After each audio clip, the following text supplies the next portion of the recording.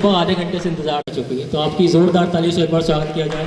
सृष्टि देशमुख जी को शुभकामनाएं, बधाइयाँ देते हैं कि आपने इतनी सफलता प्राप्त की और भोपाल का नाम पूरे भारत में रोशन किया और ये दिखाया है कि भोपाल की लड़कियाँ सबसे ताकतवर होती हैं या नहीं? लड़कियों की आवाज़ नहीं है, अभी भी नहीं है।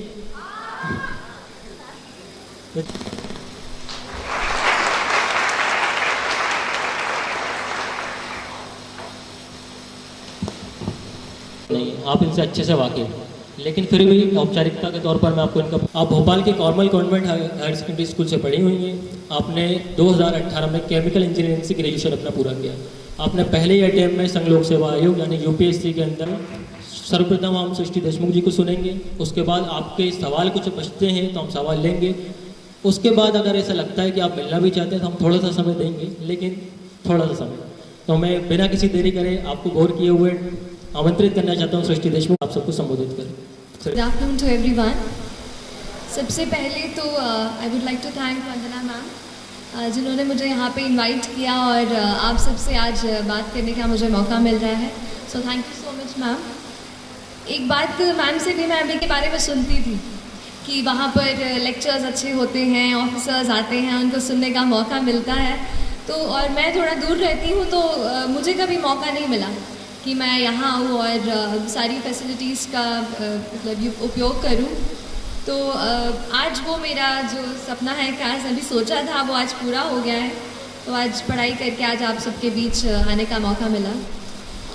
तो मेरी जर्नी के बारे में अगर कुछ कहूँ कि कैसे मैंने यूपीएससी की सिविल सर्विस जो परीक्षा है वो पास की और अच्छी रैंक हासिल की। तो सबसे पहले तो ये बता देती हूँ कि कोई भी यूपीएससी एस्पिरेंट जो पढ़ाई करता है, मैं भी वैसे ही हूँ, और उस वक्त ये लगता था कि बस लिस्ट में अपना नाम देख लूँ, है ना, कभी सब लिस्ट देख लूँ कि चलो एक कुछ सिलेक्ट हो गई हूँ। तो मेरे लिए भी एक बहुत अच्छा प्लेजेंट सरप्राइज़ था कि मैं अच्छी रैंक ले पाई। और उसके लिए ना केवल मम्मी पापा के आशीर्वाद और पूरे परिवार का साथ और कुछ खास दोस्त रहे जिन्होंने हमेशा मुझे मोटिवेट किया, और उसके अलावा कुछ टीचर्स, मेंटर्स जिनके मैं कांटेक्ट में रही। तो उन सबको मैं इस चीज़ का मैं कहूँगी जो कहते हैं श्रेय देना चाहूँगी मेरी सफलता के लिए। अब थोड़ा सा प्रिपरेशन पर आती हूँ। तो मैं ये आप मतलब है ना, सीरियस सेशन नहीं रहेगा, आप मुझसे इंटरैक्ट कर सकते हैं, आप मुझसे जो भी चाहे पूछ सकते हैं। पहले तो मैं अपनी तरफ से जितनी भी चीज़ें कवर करना चाहूँगी वो करती हूँ। तो पहले ये जानना चाहूँगी कि आप में से कितने लोग हैं जो यूपीएससी एग्ज़ाम देना चाह रहे हैं? ठीक है, और मतलब और भी आप दूसरी परीक्षाओं के लिए पढ़ाई करते होंगे, है ना। तो जब हम पढ़ाई करते हैं तो कुछ चीज़ें कॉमन रहती हैं, चाहे आप रेलवे की एग्ज़ाम दे रहे हो, चाहे आप गेट की एग्ज़ाम दे रहे हो, चाहे आप एसएसबी का फॉर्म भर रहे हो, यूपीएससी का, तो कुछ चीज़ें ना हमेशा कॉमन रहती हैं। तो वो जो कॉमन चीज़ें हैं आज उन पर हम थोड़ी सी बातचीत करेंगे। एक, हम लोग मध्य प्रदेश से हैं, हम सब लोग मध्य प्रदेश से हैं या बाहर से भी है कोई? मध्य प्रदेश से हैं तो दो मैंने एक नेमोनिक सोचा था, एम और पी। तो I will talk about 2 M's and 2 P's, ठीक है, तो आपको याद भी रह जाएगी चीज़, ठीक है। तो पहले P से स्टार्ट करते हैं। The first P is about productivity, कि कितना हम टाइम अपनी पढ़ाई को दे रहे हैं और उससे हम कितना आउटपुट ले पा रहे हैं, है ना। कई बार ऐसा होता है कि हम 10 से 12 मतलब है ना बिल्कुल गिन करके बैठे हैं, सुबह से इतना टाइम लगा रहे हैं, पर फिर भी अगर हम एंड में देखते हैं तो हम उतने टेस्ट सॉल्व नहीं कर पाते। क्या आपके साथ ऐसा हुआ है? तो ये चीज़ का प्रॉब्लम है, मेरे साथ भी होता था ऐसा ही। ये प्रोडक्टिविटी की प्रॉब्लम है, टाइम हम उतना लगा रहे हैं पर उतना रिजल्ट नहीं मिल पा रहा है। तो उसके लिए तो एक चीज़ ये की मैंने कि जितने भी डिस्ट्रैक्शन हमारे एनवायरनमेंट में होते हैं, जैसे कि हमारा फ़ोन सबसे बड़ा, उसका जो यूट्यूब का ऐप है, उससे जो रिकमेंडेड वीडियोज़ में हम चले जाते हैं, उन चीज़ों को थोड़ा सा मैंने कम किया। उसके अलावा और भी जितनी चीज़ों में हम इन्वॉल्व रहते हैं इंटरनेट पर पढ़ाई के अलावा, उनको मैंने थोड़ा सा लिमिट करने की कोशिश की। और दूसरी चीज़, कहीं ना कहीं अपने आप को एक थोड़ा सा टाइम टेबल में बांधने की कोशिश की। हमारा हर दिन अलग होता है ना। कभी किसी दिन पढ़ने का मन करता है, कभी किसी दिन पढ़ने का मन नहीं करता है, लेकिन फिर भी हमको एटलीस्ट 5 to 6 आवर्स मैं कहूँगी, अगर आप किसी भी एग्ज़ाम की तैयारी कर रहे हैं माफ़ कीजिएगा, आप लोग पीछे बैठे हैं, मैं आपको देख नहीं पा रही हूँ, बट तो किसी कोई भी एग्ज़ाम जो है वो 5 to 6 आवर्स आपको रोज़, मतलब मैं कहूँगी कंसिस्टेंटली आपको देने की ज़रूरत है ना। और उसके लिए आप अपना एक कुछ छोटा सा रूटीन, भले ही सोने के पहले आधा घंटा अपना दिन जो है दूसरा वो आप प्लान कर लीजिए, क्योंकि हर दिन नया होता है। अगर एक दिन आप टाइम टेबल बना दिया, यहाँ से यही करूँगा, और एक वीक आप सोचो कि फॉलो हो जाए, तो मुझसे वो फॉलो नहीं हो पाता था। तो मैं ये करती थी कि सोने के पहले थोड़ा सा आधे घंटे में कल क्या क्या टॉपिक्स पढ़ने हैं, क्या क्या चैप्टर्स कवर करने हैं, वो सब एक बार मैं लिख लिया करती थी। एक ये कहना चाह रही हूँ प्रेपरेशन की। तो प्रेपरेशन में अगर यूपीएससी स्पेशली बात करूँ तो मेरे पूरे प्रेपरेशन के 2 इम्पॉर्टेंट पिलर्स रहे। एक था करंट अफेयर्स। करंट अफेयर्स इसलिए एक इम्पॉर्टेंट पिलर है क्योंकि ज़्यादातर एग्जामिनेशन आप देखेंगे तो बहुत ज़्यादा आजकल ना डायनामिक होती जा रहे हैं, कि वो ये नहीं जानना चाहते कि चलो शाहजहाँ ने बना दिया ताजमहल, वो तो हमें पता है, अब उसके आगे की बात करो। तो अब जो डायनामिज्म एग्ज़ाम में आ रहा है उसके लिए करंट अफेयर्स पे आपकी पकड़ अच्छी होनी चाहिए। और करंट अफेयर्स के लिए मैंने न्यूज़पेपर को जो है सबसे ज़्यादा अच्छे से पढ़ा। पहले इंडियन एक्सप्रेस, मतलब पहले तो द हिंदू पढ़ती थी, फिर जब इंटरव्यू मेरा पास आया तो फिर मैंने द इंडियन एक्सप्रेस भी शुरू किया पढ़ना। और जो भी आप हिंदी माध्यम में अगर कुछ बच्चे दे रहे हो तो आप उस तरीके के न्यूज़पेपर पढ़ सकते हैं, लेकिन न्यूज़पेपर आप हमेशा पढ़ें, क्योंकि न्यूज़पेपर बहुत ज़्यादा अपने आप को चीज़ों को समझने में, हमारे आसपास एनवायरनमेंट में क्या चल रहा है वो पता करने के लिए आपको हेल्प करेगा। करंट अफेयर्स को मैं इसलिए स्ट्रेस कर रही हूँ क्योंकि मैंने ज़्यादातर अपनी प्रेपरेशन करंट अफेयर्स से खींच के की। जैसे कि एक एग्जाम्पल के लिए देख लीजिए कि कहीं आपने पेपर में पढ़ लिया कि कोई एक एनिमल है जो, मतलब जिससे ना पोचिंग, आप पोचिंग समझते हैं, पोचिंग हो रही है उसकी, and you know poachers are being caught, कि पकड़ लिया गया है जो भी इसके शिकार कर रहे हैं, ठीक है। तो या तो हम ऐसा कर लें कि इसका नोट बना लें कि ये एनिमल है, इसका शिकार हो रहा है और पकड़े गए, खत्म। या तो फिर आप एक काम करें, आप देखें कि वो एनिमल कौन सा है, इंटरनेट पे फटाफट गूगल सर्च किया, पता किया उसका IUCN स्टेटस क्या है। IUCN स्टेटस पूछते हैं ना, क्रिटिकली एंडेंजर्ड है कि क्या है, एंडेंजर्ड है, एक्सटिंक्ट हो गया है, क्या है, वो आपने पहले से सर्च कर लिया। फिर आपने देखा कि उस एनिमल वो कहाँ पाया जाता है, कौन से नेशनल पार्क में इट इज़ फाउंड। अच्छा चलिए असम में मिलता है, तो असम में और कौन से नेशनल पार्क्स हैं। मतलब एक पॉइंट पकड़ के न्यूज़पेपर का आपको उसके साइड में जितनी भी चीज़ें हैं वो उसी वक्त कवर कर लेंगे। उससे होगा क्या, उस दिन का आपका एनवायरनमेंट का एक सेक्शन कवर हो जाएगा। ऐसा करके पॉलिटी हो गई, या फिर जो भी हम, जैसे हम साइमल्टेनियस इलेक्शन के बारे में पढ़ते हैं, या फिर और भी प्रेसिडेंशियल पार्लियामेंट इलेक्शंस के बारे में पढ़ते हैं, उनसे रिलेटेड जो भी न्यूज़पेपर में आ रहा है, फिर आप उसकी और डीप में स्टडी कर रहे हैं, है ना। एक ये चीज़। जो दूसरा मेरा प्रिपरेशन का पिलर था वो था टेस्ट्स। देखिए पढ़ते तो हम सब हैं, लेकिन हमें पता कैसे चले कि हमारा स्टैंडर्ड क्या है। देखिए अगर हम अभी आपसे बात कर रहे हैं तो वहाँ कोई दिल्ली में बच्चा बैठा है जो पॉलिटी की लक्ष्मीकांत खोल करके दूसरा पेज पूरा रट रहा होगा, बात सही है। तो वो जो है ना, टाइम का हमेशा याद रखिए, टाइम हमेशा याद रखिए कि आपका टाइम सबसे ज़्यादा ज़रूरी है। अगर आप अपना वक्त निकाल कर इस पढ़ाई को दे रहे हैं, हमारे लाइफ के हम कलरफुल यूथ के ईयर्स अगर हम पढ़ाई को दे रहे हैं तो अपना 100% दीजिए। और टेस्ट्स आपको ये बताएंगी कि आपका स्तर क्या है प्रेपरेशन का। तो जो भी टेस्ट्स हों, चाहे भोपाल में, चाहे अगर आप दिल्ली से कोई फ़ोटोकॉपी मंगवा सकें, या जिस भी परीक्षा की आप तैयारी कर रहे हैं, ऑनलाइन अगर आपको कहीं टेस्ट्स मिलता है तो आप अपने आप को जांचते रहें। हर रोज़ 10 से 20 सवाल MCQ, या अगर रिटन हो तो मैं 1-2 आंसर्स रिटन, जो बड़े अपने सब्जेक्टिव आंसर्स थे, वो मैं 1-2 रोज़ लिखा करती थी। तो उससे मुझे आइडिया होता था कि मैं किस स्टैंडर्ड का लिख रही हूँ और क्या उससे मेरा कुछ चांस है सिलेक्शन का। तो ऐसा अपने आप को आप जांचते रहिए। तो हमने 2 पीस कवर कर लिए है ना। पहला पी कौन सा था? अच्छा, मतलब आप सुन रहे हैं मेरी बातें, अच्छी बात है। दूसरा था प्रिपरेशन। अब थोड़ा सा पी हो गया है तो M की बात कर लेते हैं। एक M मैंने जो हमें दिमाग में चीज़ जो है हमारे पुश करता है। अच्छा, इसके पहले मैं M की तरफ आऊँ, एक चीज़ बताऊँगी कि किसी भी एग्ज़ाम की जब हम प्रिपरेशन करते हैं उसके 2 पहलू हैं। एक, आप क्या पढ़ते हैं, कौन सी किताबें पढ़ते हैं, कितने टेस्ट लगाते हैं, कितने घंटे देते हैं, ठीक। दूसरा है एग्ज़ाम में कि आप मेंटली क्या सोचते हैं, क्या आप कॉन्फिडेंट हैं कि आप एग्ज़ाम क्रैक कर सकते हैं, आप साइकोलॉजिकली कितने स्ट्रांग हैं कि आपका मन नहीं कर रहा है उठने का पर फिर भी आप उठते हैं। वो चीज़ है आपका मेंटल करेज, और उसको आपको बिल्ड करना बेहद बेहद ज़रूरी है। मैं कहूँगी 60% ये मेंटल करेज है और ये 40% जो पढ़ाई है। तो उस मेंटल करेज को बिल्ड करने के लिए 2 एम हैं। एक है माइंडसेट, कैसा आप अपने दिमाग को ट्रेन करते हैं। देखिए एक बात होती है, जैसे आप खड़े हैं वहाँ पर, चलिए आपको नहीं कह रही, जैसे हम कभी पढ़ते हैं तो हमें लगता है कि आज मैं बहुत थक गई हूँ, आज बिल्कुल पढ़ने का मन नहीं है, अब तो पढ़ ही नहीं पाऊँगी। तो ये क्या है, आपका दिमाग आपको बोल रहा है कि आप नहीं कर सकते, आप नहीं कर सकते। हम अपने दिमाग से कई बार कंट्रोल हो जाते हैं। हमें करना ये है कि हमें अपने दिमाग को कंट्रोल करना है।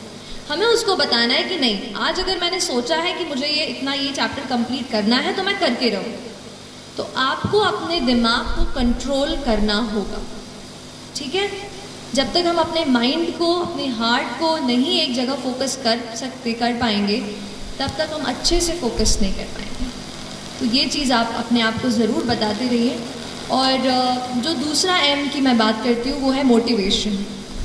तो कई बार ऐसा पूछते थे, मैं भी जब पढ़ रही थी तो इंटरनेट पे ऐसे यूट्यूब पे सर्च करती थी हाउ टू स्टे मोटिवेटेड। तो लेकिन वो चीज़ मुझे बाद में समझ आई कि बाहर का कोई इंसान मुझे नहीं बता सकता कि how will I stay motivated. तो फिर थोड़ा अंदर मुझे झांकना पड़ा और तब मुझे समझ आया कि मैं कैसे मोटिवेट हूँ। तो फिर जब आपको मन करे ना कि आज तो हो गया, आज बहुत पढ़ाई कर ली, तब अपने आप से पूछो कि ऐसा क्या है जिसने मुझे पुश किया कि मैं ये करियर चुनूँ।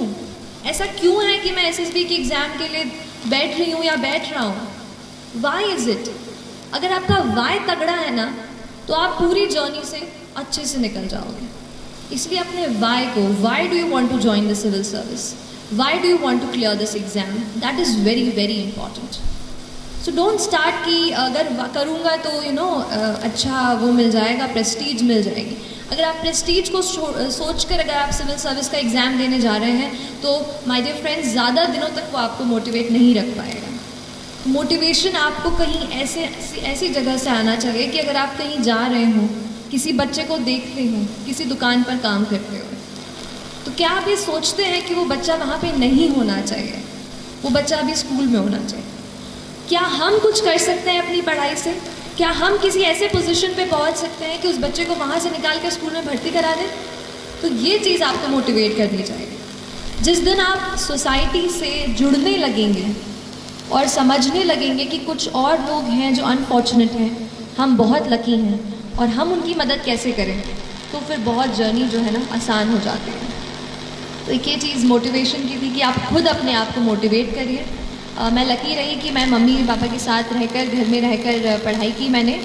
तो जब भी कभी बोर होती थी, मम्मी से बातचीत कर लेती थी किसी टॉपिक के बारे में। आप भी अपने मम्मा से, पापा से या डियर फ्रेंड, आपके भाई बहन जो भी हों, उनसे इस बात का डिस्कशन करें। और इसके अलावा डी स्ट्रेस भी हूँ। और एक और बात मैम से बात करते हुए मुझे याद आई कि मुझे ज़रूर आपसे शेयर करनी चाहिए, वो है हमारा न्यूट्रिशन और हमारा पूरा जो न्यूट्रिशन हम लेते हैं। देखिए हमारा दिमाग, आपने पढ़ा होगा ना साइंस में, कितना % वाटर होता है? Our brain is what %, how much % is it water? 70%, yes. So close to 70% of our brain is just water. और अगर हम वाटर ही, पानी ही नहीं पियोगे तो कैसे पढ़ाई होगी? इसलिए हमेशा आपको हाइड्रेटेड रहना है। पढ़ाई के बाद जूस, अच्छा चाय कॉफ़ी नहीं है, जूस एंड अच्छा पानी, या तो जूस नहीं हो तो पानी, प्लीज़ हाइड्रेटेड रखिए अपने आप को। अपने टेबल पे हमेशा ये चीज़ रखिए। और दूसरी चीज़ है न्यूट्रिशियस फूड। तो मैम तो बिल्कुल मम्मा जैसे रखती हैं आपको, तो आप बिल्कुल न्यूट्रिशियस फूड लेते रहिए जहाँ भी आप रहते हैं। प्लीज़ आप अगर हॉस्टल में रहते हो तो प्लीज़ अपने आप को कभी भी वो मत कीजिए, क्योंकि हमारी बॉडी जब स्ट्रांग होगी ना तभी अपन अच्छे से हेल्दी होकर पढ़ पाएंगे। तो don't compromise on that front. और इसके अलावा एक चीज़ और कहना चाहूँगी यूपीएससी के कॉन्टेक्स्ट में थोड़ा स्पेसिफिकली, कि 2 चीज़ें सबसे ज़्यादा आपको पूरे इसमें मार्गदर्शन देंगी। पहली चीज़ है यूपीएससी का सिलेबस। बड़ा क्लीशेड लगता है ना, हर कोई बोलता है सिलेबस सिलेबस, पर वही सबसे ज़्यादा ज़रूरी है, क्योंकि सिलेबस में लिखा हर एक वर्ड उससे एक 15 मार्क का सवाल बन सकता है, जो आपकी रैंक को यहाँ से यहाँ ले आए। तो आपको हर जो वर्ड यूपीएससी सिलेबस में या जिस भी एग्ज़ाम की आप तैयारी कर रहे हैं वो लिखा है, आपको हर इसके अलग से, मतलब मैंने ये कोशिश की कि जो भी नोट्स मैं बना रही हूँ मैं खुद बनाऊँ, और जो भी रिसोर्सेज से, भले ही ऑनलाइन रिसोर्सेज से हो या स्टैंडर्ड बुक से हो, उनसे मैं पढ़ूँ और खुद अपने हाथ से नोट्स बनाऊँ। जब मैं लिख लेती थी अपने हाथ से तो मुझे वो प्रोसेस करते हैं ना, इन्फॉर्मेशन अच्छे से प्रोसेस हो जाती है। तो हर एक का अपना अपना तरीका होता है, आप अपना तरीका पहचानिए कि आपको कैसे वो चीज़ समझ में आ रही है ना। और इसके अलावा मेरे ख्याल से मैंने, हाँ, जो दूसरी चीज़ मैं कह रही थी, यूपीएससी के प्रीवियस ईयर के पेपर्स, वो भी बहुत ज़्यादा ज़रूरी है। कोई भी आप सॉल्व कर रहे हो, पहले तो आप 5-7 साल के अपने प्रिंट करा के अपने पास रख लो कि ये पेपर्स हैं, ये क्वेश्चंस हैं, चाहे प्रीलिम्स का हो चाहे मेंस का हो। हर बार उसको देख लो हर दिन और समझो कि किस स्टैंडर्ड के क्वेश्चंस आपसे पूछे जा रहे हैं, है ना। तो ये 2 चीज़ें आपके अल्टीमेट मार्गदर्शक हैं। बाकी तो आप अपनी, मतलब ये है ना कि मैं जो आज बोल रही हूँ ना आपके सामने खड़े होके, ये कुछ चीज़ें मैंने किसी से सुनी है, कहीं पढ़ी है, कहीं यूट्यूब पे कोई टॉपर का वीडियो देखा और शायद वहाँ से सीखी हूँ। तो ये कोई मेरी, मतलब मैंने ऐसे बिल्कुल, है ना, अलग कुछ ऐसा मैं बता वो ऐसा नहीं है। जो भी प्रिपरेशन मैंने की उस पर ही बता रही हूँ कि हम सीखते हैं, इसलिए आप खुद अपनी स्ट्रैटेजी, आप अपने आप को पहचान कर अपनी स्ट्रैटेजी खुद बनाइए। मुझसे एडवाइस लीजिए, लेकिन आप वही कीजिए जो आपको लगता है कि आपके स्ट्रेंथ और आपके वीकनेस के हिसाब से काम आएगा, है ना। यहाँ पे एक चीज़ मेरे दिमाग में आ रही है, वो है प्लानिंग की। प्लानिंग और अपने नोट्स का ऑर्गेनाइजेशन बेहद ज़रूरी है। अगर आप एग्ज़ाम, आपको डेट जैसे पहले आ जाती है, यूपीएससी की डेट 1 साल पहले आ जाती है। जैसे 1 साल पहले जब मैं दे रही थी तब पता चल गया था कि अगले साल 2 जून को पेपर होने वाला है प्रीलिम्स का, ठीक। तो ऐसे डेट आ जाती हैं पहले, तो आप अपने एग्ज़ाम के डेट के हिसाब से अच्छे तरीके से पूरी चीज़ों को आपको प्लान कर लेना है कि कौन सा टॉपिक मेरा कौन सा स्ट्रेंथ है। जैसे मुझे पॉलिटी बहुत पसंद था और ज्योग्राफी बहुत बोरिंग लगता था, तो ज्योग्राफी को मैंने किसी तरीके से हर रोज़ उसको एक चैप्टर करके उसको करती थी। पॉलिटी में एक साथ ज़्यादा भी पढ़ लेती। तो ऐसा आप अपना खुद का स्ट्रेंथ पहचानो कि किस टॉपिक के साथ आप ज़्यादा टाइम स्पेंड कर सकते हो या किसके साथ कम, उस तरीके से उसको कवर करने की कोशिश करें। और तो अभी ये तो मैंने ब्रॉड टच कर दिया है। इसके अलावा जो भी आपको सवाल मुझसे पूछने हैं आप पूछ सकते हैं। जब हम आंसर लिखते हैं तो हमारे अंदर क्या अप्रोच होनी चाहिए आंसर लिखते टाइम, क्योंकि हमारे पास बस 9 से 10 मिनट का समय रहता है आंसर लिखते समय, तो क्या क्या इंग्रेडिएंट्स हमें उनमें डालने चाहिए जिससे हमारा एक आंसर है वो अच्छा आंसर बने। Towards the end? Yes. So yes, answer writing बहुत ज़्यादा ज़रूरी है। अच्छा हुआ पूछ लिया, मुझसे मिस हो गया था, थैंक यू। आंसर राइटिंग किसी भी एग्ज़ाम का तो मतलब कह सकती हूँ, लेकिन यूपीएससी एग्ज़ाम के लिए बहुत ज़्यादा ज़रूरी है आंसर राइटिंग। एंड जैसा कि आपने सही कहा कि 9 मिनट मिलते हैं, और ऑप्शनल का पेपर ले लूँ तो अगर थोड़ा हायर मार्क का हो तो 14 मिनट मिलेंगे। ऐसे 9, 11, 14 इतने ही मिनट मिलेंगे एक आंसर को लिखने के, depending on the word limit. तो उसको कैसे लिख पाएँ? अगर आप सोचें कि मैं बिना प्रैक्टिस करके ना उधर ही कोई कर लूँगा टाइम पर, तो सच में नहीं हो पाता है। मुझसे तो मैं आधा घंटा ले लेती थी एक आंसर लिखने के लिए शुरुआत में, है ना। और मेरे ख्याल से आपके साथ भी ये चीज़ हुई होगी कि आधा घंटा क्वेश्चन लेके टाइम स्टॉप वॉच अच्छे से ऑन करके बैठे और लग गया आधा घंटा, तो ये होगा। तो लेकिन प्रैक्टिस की ज़रूरत है। तो पहले आप अपना नॉलेज बेस बना लो। जैसे मान लो आप किसी पॉलिटी का मान लीजिए आप आंसर आज लिखने का सोच रहे हैं, पहले आप उसका नॉलेज बेस बनाइए कि अच्छा ये मैंने पढ़ रखा है।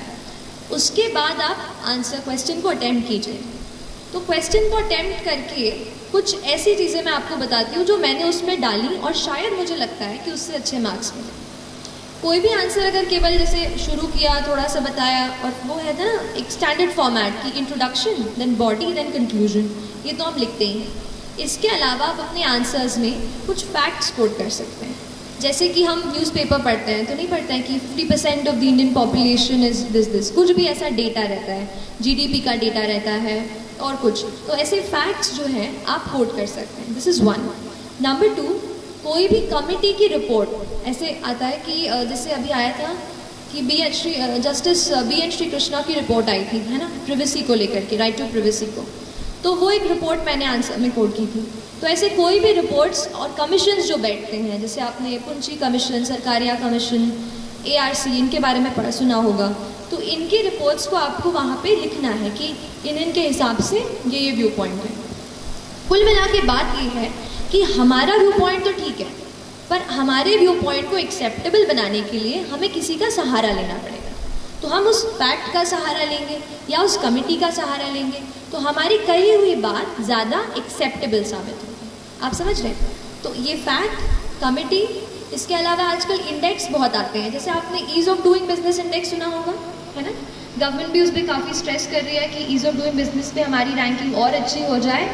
तो आप उन इंडेक्सेस को पढ़िए, जैसे एनवायरमेंटल प्रोटेक्शन इंडेक्स आता है, ऐसे, तो इनको भी आप अपने आंसर्स में कोट कर सकते हैं। And as far as time is concerned, तो मैंने एक स्टॉप वॉच खरीदी थी छोटी सी, और बस फिर आंसर्स लिख करके अपना टाइम ऑन करके बार बार प्रैक्टिस करती थी। हर रोज़ 1 से 2 आंसर आप लिखो, और अगर आपके पास ऐसे 8 to 9 मंथ्स का टाइम है तो आप उतना डेवलप कर लेते हो स्पीड कि आप उतने टाइम में कर पाओ। बस एक चीज़ और कहूँगी कि आप मॉक टेस्ट ज़रूर दीजिएगा, भले मेंस दे रहे हो या प्रीलिम्स दे रहे हो। मॉक टेस्ट से उस टाइम में कैसे अपने आप को ढालना है वो हम अच्छे से समझ सकते हैं, है ना। और कोई क्वेश्चन? गुड आफ्टरनून मैम, मेरा क्वेश्चन है कि यूपीएससी में जो क्वेश्चन आते हैं, किस तरीके के क्वेश्चन में पैराग्राफ का यूज़ सूटेबल रहेगा, और जो अनुच्छेद पॉइंट वाइज उनमें कैसे कॉम्बिनेशन होना चाहिए या फिर कैसे डिफरेंस? जी ठीक है, आप बैठ जाइए। तो कई बार ऐसा मतलब आता है, हम डाउट होद में रहते हैं कि पैराग्राफ में लिखना है या पॉइंट्स में, बट ये बहुत ही सिंपल सी चीज़ है। It depends on the demand of the question, ठीक है।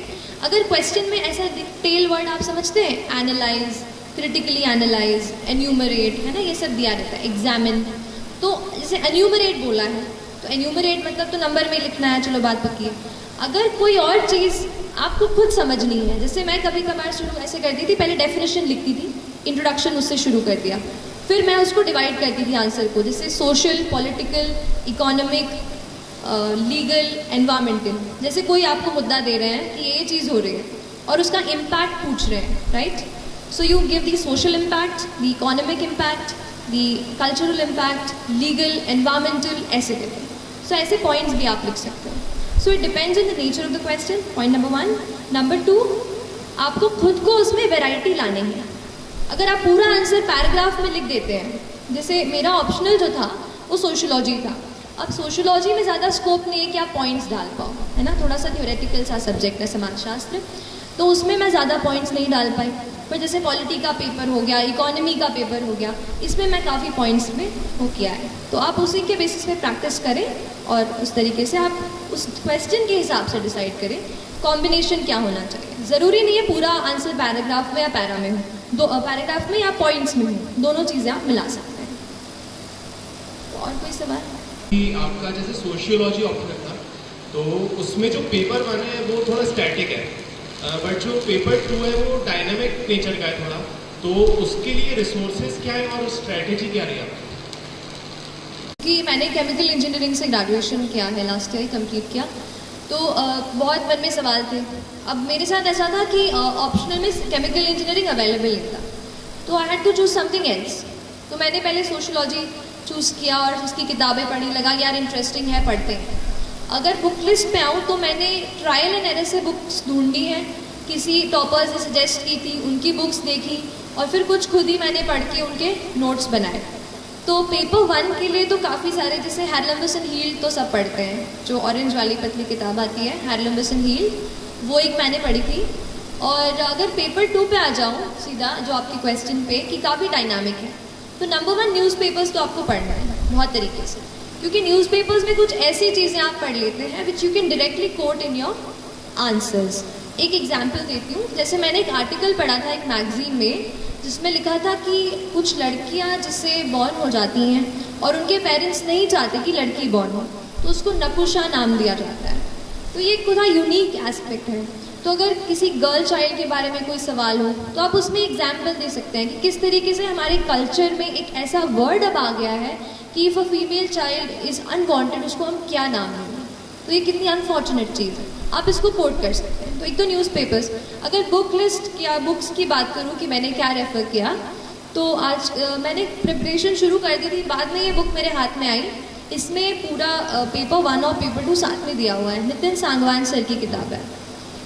उसमें वो भी IAS हैं और उन्होंने लिखी है, तो उसमें पेपर 1 पेपर 2 दोनों मिल जाएगा। That's one.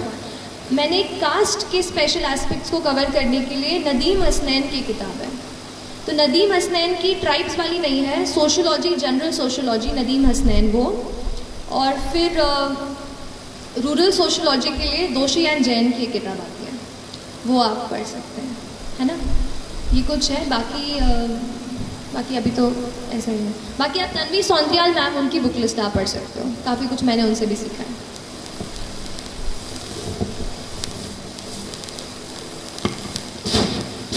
Good morning ma'am. तो क्या आप बता सकते हैं कि आपने सोशियोलॉजी कैसे ऑप्शनल सेलेक्ट किया? क्योंकि हम इंजीनियरिंग फील्ड से करते हैं और कहीं भी कनेक्शन नहीं है सोशियोलॉजी पॉलिटिक्स या किसी से। फिर आपने कैसे डिसाइड किया कि चलो सोशियोलॉजी चूज कर लेते तो मैं इसमें सही कर पाऊंगी, स्कोर कर पाऊंगी? ठीक है, बैठ जाएगा। तो कैसे चूज़ किया, जैसे मैं ये टच कर ही रही थी अभी पिछले सवाल में कि केमिकल इंजीनियरिंग नहीं था ऑप्शन में, ठीक है, तो मुझे कुछ और ही चुनना था। अब केमिस्ट्री ना बहुत अलग हो जाती है केमिकल इंजीनियरिंग से, तो फिर मैंने कुछ ऐसा सब्जेक्ट 2 मेरे दिमाग में थे, one was political science, the other was sociology. So I bought the books of both the subjects. Initial जो बुक्स होती हैं वो दोनों सब्जेक्ट्स की मैंने खरीदी। आपको भी अगर डाउट आ रहा हो ऑप्शनल में, तो आप 2-3 आपको डाउट आ रहा हो उसकी किताबें आप ले लो, जो बेसिक उसकी बुक्स हैं उनको आप एटलीस्ट एक वीक के लिए पढ़ो। उसके बाद आपको खुद समझ में आ जाएगा कि कौन सा सब्जेक्ट है जिसके साथ में सबसे ज़्यादा टाइम बिता सकता हूँ। क्योंकि ऑप्शनल जो है, जैसे UPSC में 500 मार्क्स का है, तो it really makes a change to your score. तो ऐसा ही सब्जेक्ट चूज़ कीजिए विच यू इन्जॉय रीडिंग, जो आपको एक बर्डन ना लगे, है ना। कोई ट्रेंड्स पे या कितना स्कोर कर रहे हैं टॉपर्स, ये सब पे मत जाइए। आपका पर्सनल इंटरेस्ट है, उसके बेसिस पर ही आपको ऑप्शनल चूज़ करना है ना। तो बेसिक बुक्स पढ़िए और थोड़ा एफर्ट ज़्यादा डालना पड़ेगा, अगर इंजीनियरिंग के अलावा हो तो थोड़ा डालना पड़ेगा, पर कोई बात नहीं, है ना। किसने कहा था कि चीज़ें सब आसान होंगी लाइफ में, तो करनी पड़ती है यार। लेकिन सच बताऊं तो अगर आप थोड़ा सा एफर्ट डालते हैं ना, तो सच में चीज़ें जो है ना, एक ये चीज़ भोपाली वाली कनेक्शन वाली बात बता रही हूँ कि हम भोपाल में रहते हैं, दिल्ली नहीं जाते। मतलब मैं दिल्ली नहीं गई हूँ प्रेपरेशन के लिए, मैंने इंटरव्यू देने के लिए, उसकी प्रैक्टिस करने के लिए दिल्ली गई थी। तो अपन नहीं सोचते हैं कि दिल्ली वाले कुछ अलग पढ़ते होंगे और बहुत सारा पढ़ते होंगे और अपना हो पाएगा कि नहीं। तो ऐसे सवाल मेरे मन में भी थे लेकिन फिर भी कहूँगी कि थोड़ा अपने आप को बांधो, थोड़ा डिसिप्लिन में रहो, थोड़ा सा मोटिवेट रखो, दृढ़ निश्चय रखो, और बड़ा सपना देख लिया है ना तो अपने आप को उसमें पूरा झोंक दो। सोचो कि अब लाइफ में और कुछ नहीं है, जब तक ये नहीं करूँगी ना, ये करूँगा नहीं ना, तब तक कुछ नहीं होने वाला मेरा, ना मेरा ना किसी और। तो उस तरीके का एटीट्यूड, एक फायर, एक वो पैशन अपने आप में आपको जगाना पड़ेगा। That passion will drive you and that passion will take you places. और अगली बार जब मैं यहाँ पर, आप नहीं मैं नहीं, आप जब यहाँ पे खड़े होंगे तो मुझे ज़रूर बुलाना, ठीक है? ठीक है, तो जो भी सुन रहे हो प्लीज़ आप लोग अच्छे से करनी है। और जब आप यहाँ पे मैडम आपको फ़ोन करके बुलाएं कि बेटा आओ, चलो आप भी बताओ यहाँ पे, तो ज़रूर मुझे भी बताना है। ऐसे ही मतलब ये कहना चाह रही हूँ कि उतनी फायर आपके अंदर होनी चाहिए। ड्रीम बिग, है ना, बड़ा सपना देखने से बिल्कुल मत डरो। लाइफ सबकी चैलेंजिंग होती है, किसी को फाइनेंशियल कंस्ट्रेंट्स होते हैं, कुछ इमोशनल कंस्ट्रेंट्स होते हैं, मेरे साथ भी ऐसी चीज़ें थी। लेकिन फिर भी जब आपने ठान ली है वो चीज़, तो फिर आपका कहते हैं ना कर्तव्य बनता है कि अगर ठान लिया है तो फिर या तो ठानो मत, या तो अगर यहाँ बैठ गए हो ना तो एग्ज़ाम क्रैक करके ही मानो, ठीक है। तो एक ये वो अपना एक ड्राइव, डिटर्मिनेशन अपने साथ रखो, ठीक है। और कोई सवाल? में सबसे जरूरी स्टेप होता है कि हम उसको चेक करवाएं या करें। तो हम भोपाल में ही आंसर राइटिंग करें तो उसको चेक कैसे करें, क्योंकि हर कोई दिल्ली नहीं जाता। ठीक है, तो मैम क्योंकि इंडिपेंडेंट प्लेटफॉर्म है, आपने सुनी होगी, वहाँ पर मैं आंसर्स अपने डालती थी, है ना। क्योंकि यहाँ पे अगर कोई टीचर नहीं मिल रहा है, कोई मेंटर नहीं मिल रहा है जो चेक कर रहा है, तो वहाँ पे फेलो एस्पिरेंट्स होते हैं जो अपने वहाँ पे डालते हैं। आप उनके आंसर रिव्यू करो, वो आपके आंसर रिव्यू करेंगे। ऐसे ही करके मैं सीखी हूँ। शुरू में जब क्योंकि लगता नहीं था कि इतनी बड़ी टेस्ट सीरीज़ खरीदूंगी और उसको सच में यूज़ भी कर पाऊंगी कि नहीं। तो जब तक आप उस स्टेज पर पहुंच रहे हैं, आप ऐसे ऑनलाइन फोरम्स का यूज़ कर सकते हैं। इनसाइट्स ऑन इंडिया एक है, दूसरा IAS बाबा आपने सुना होगा UPSC के लिए वो, और तीसरा फोरम IAS। ऐसे करके मैंने 3 वेबसाइट से मैं जुड़ी रही और उन पे आंसर्स मैं अपने डालती रही, है ना। तो वो चेक करते हैं, आप किसी का चेक कीजिए उनको अपने। और होता क्या है, आंसर्स की बात निकली है तो बताती हूँ, खुद के आंसर में हमें गलती नहीं दिखाई देगी, दूसरे के आंसर में हमें फटाक से गलती समझ में आ जाती है कि ये ना इसने ये चीज़ सही से नहीं लिखी है। तो आप दूसरों के आंसर्स चेक करो और उनको आपके करने दो, तो यू विल बेटर अंडरस्टैंड कि where are you making a mistake. And when you are thorough enough, when you feel कि now this is a moment when I can write time करके टेस्ट, तो फिर आप कोई टेस्ट सीरीज परचेज कर सकते हो डेडी से कोई भी। तो इसका मैं स्कैन करके अपनी कॉपीज उनको भेजती थी, वो चेक करके आपको वापस देते हैं and they write the comments out there, so you know कि what are the mistakes, so you can join that, है ना।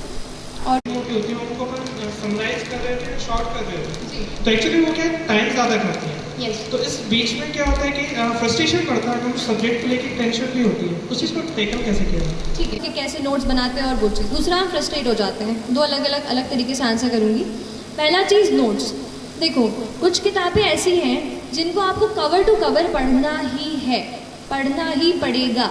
अब उसके नोट्स आप बना लोगे तो या तो आप फोटोकॉपी करा लो, या तो फिर हम क्या करेंगे, कुछ छोड़ देंगे, वो चीज़ नहीं होनी चाहिए। अब जैसे पॉलिटी की लक्ष्मीकांत है, वो तो कवर टू कवर ही पढ़नी है आपको। मॉडर्न इंडिया की स्पेक्ट्रम की राजी वगैरह आती है, वो आपको कवर टू कवर पढ़नी है। कुछ किताबें जैसे DD बासु हो गई, कोई अगर पॉलिटी के नेक्स्ट लेवल पे पढ़ रहा है, DD बासु पढ़ रहा है, तो उसके केवल आप नोट्स बनाओ।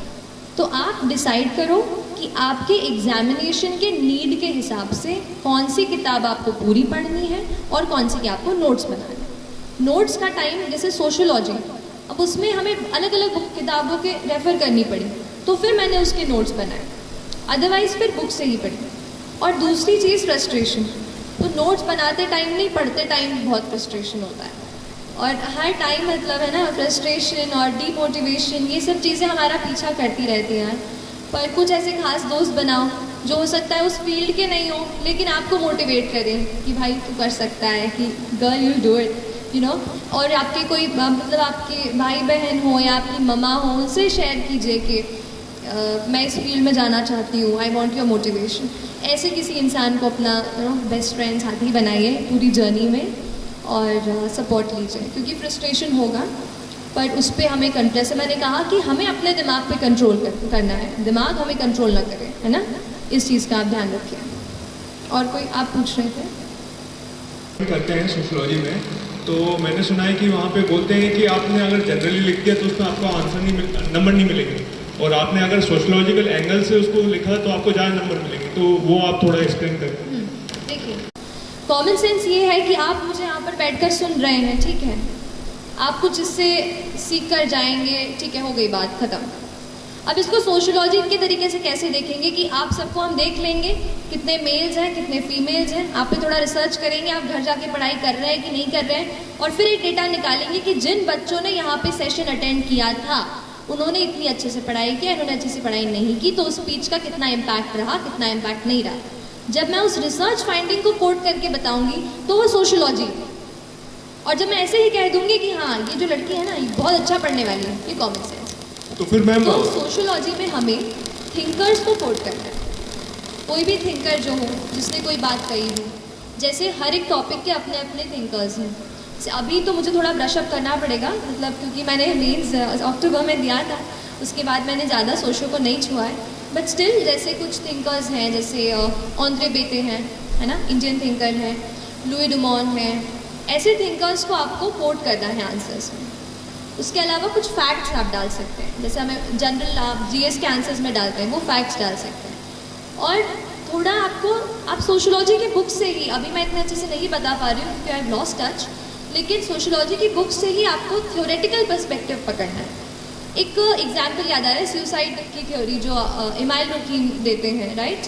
तो उन्होंने कैसे कहा कि सुसाइड, उन्होंने कहा कि साइकोलॉजिकल चीज़ नहीं है, सोशियोलॉजिकल चीज़ है। कैसे कहा? उन्होंने कहा कुछ लोग या तो जो अनमैरिड हैं या तो जो थोड़े से अलग रहते हैं लाइफ से, थोड़ा फ्रस्ट्रेटेड है, वो लोग ज़्यादा सुसाइड करने की तरफ आकर्षित होते हैं। तो उनके रिसर्च फाइंडिंग पे बेस्ड था। तो ऐसे कुछ रिसर्चेस आपको कोट करने हैं और थिंकर्स को कोट करना है, वो मेरे ख्याल से सोशियोलॉजिकल एंगल होगा, है ना। एंड मैम मेरा दूसरा क्वेश्चन है कि वर्ड लिमिट कंप्लीट करने के लिए आपने वैसे लिखना स्टार्ट किया? नहीं, अगर मैं देखो यूपीएससी अगर केवल वर्ड लिमिट आरजीपीवी की तरह पन्ने भरने जाएंगे ना तो मार्क्स नहीं मिलेंगे सर, सच बता रही हूँ, मार्क्स नहीं मिलेंगे। मैंने भी आरजीपीवी के एग्जाम 2-2 घंटे में निकाल के आती थी। मतलब अब देखो, अब आपसे अच्छे से शेयर कर रही हूँ, आप हंस के थोड़ा और याद है एक चीज़ मेरे को कि मेरा लास्ट सेमेस्टर का एग्जाम हमारा 8 सेमेस्टर का एग्जाम का 4th पेपर, 4 ही पेपर होते हैं थ्योरेटिकल इंजीनियरिंग में आखिरी सेमेस्टर में, तो उस पेपर के बीच में और मेरे प्रीलिम्स एग्जामिनेशन के बीच में 14 दिन का अंतर था। 14 दिन, आप समझ रहे हैं, मतलब मेरी लाइफ की मैं बड़ी एग्जाम देने जा रही हूँ और मुझे जब पता चला कि बस 14 दिन है तो मैं हिल गई थी पूरी तरीके से। तो वो जो एग्ज़ाम था आखिरी, जो भी पेपर थे 4, वो मैंने 2-2 घंटे में लिख के मैं निकली हूँ, क्योंकि मुझे एक चीज़ तो पता थी कि यहाँ पे मुझे ज़्यादा क्वालिटी पे जज नहीं किया जाएगा। आप समझ रहे हो ना, इंजीनियर टू इंजीनियर बातें है। तो लेकिन यूपीएससी ऐसी नहीं है। आप कोई और पेपर देंगे, एसएससी, एसएसबी, वहाँ पे वो आपके क्वालिटी ऑफ आंसर पे ही आपको चेक करेंगे। एंड वहाँ पे आप सोचो कि मैं लाइन थोड़ी स्पेस बना के जो है पेज मुझे पूरे भर दूंगा और उसमें पॉइंट नहीं होगा तो आपको मार्क्स नहीं मिलेंगे। ये मुझे कैसे पता चला? जब मैं अपने टेस्ट लिख रही थी, जो आप टेस्ट देख रहे हैं ना, उनमें आप नंबर देख लीजिएगा। शुरू के टेस्ट में आप देख लीजिए मैं कैसा लिखती हूँ और बाद के टेस्ट में देखिए आप मैं कैसा लिखती हूँ। मैंने खुद ही ये चीज़ समझी, इम्प्रूव की कि मेरे आंसर में वो लोग ये नहीं देख रहे कि मैं कितना दोनों पेज कम्प्लीटली भर रही हूँ, वो ये देख रहे हैं कि कितने पॉइंट्स उसमें से निकल रहे हैं। आप समझ रहे हैं? तो पॉइंट्स कितने उससे रेलेवेंट क्वेश्चन में जो पूछा गया है। एक तो पहली बात, क्वेश्चन को अपन को 2 बार पढ़ना है, ठीक है।